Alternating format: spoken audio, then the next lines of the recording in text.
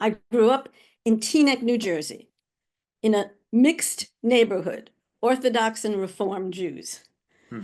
And I later moved to Newton, Massachusetts, when I started teaching at Harvard, and that was exactly a replica of Teaneck, New Jersey. That's where I grew up. I went to a public Teaneck High School. I spent my junior year abroad in Brazil, and I went to Radcliffe. So that's my sort of early thing. And And what was your first exposure to art? I'm gonna get to that because that um do you remember comic books?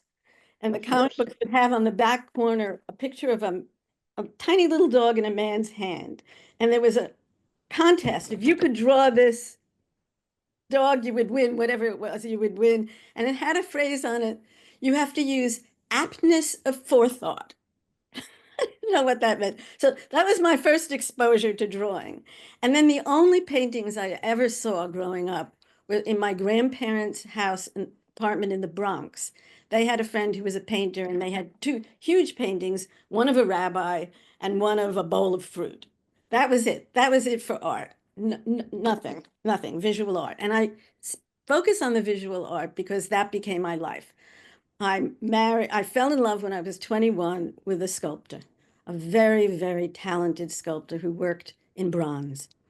And I watched him develop a career and produce this work until he died 35 years later. And he was not only a sculptor, but he was interested in, became fascinated by a certain kind of Chinese art called Chinese scholars' rocks.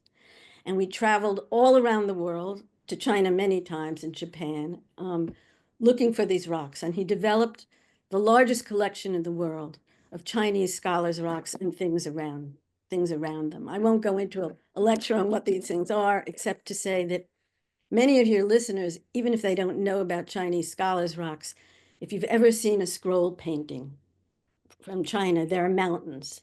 And the scholars' rocks were, amongst other things, models for the scroll paintings. So they're absolutely fundamental. And they're the oldest form of Chinese art as well. So what I know about art is about modern sculpture and ancient Chinese scholars' objects.